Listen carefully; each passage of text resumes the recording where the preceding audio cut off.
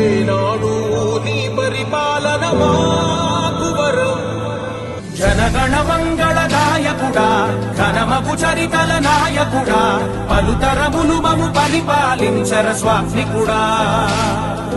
నవయుగ మేధో సైనికుడా, సమయము తెలియని సేవకుడా, యువ నవ్యాంధ్రకు ప్రగతిని చూపర సాధకుడా, వైతాళికుడా.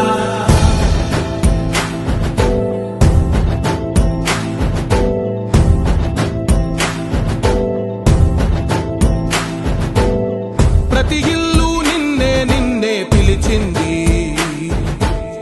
ప్రతి గడప నీకే స్వాగతమంటోంది,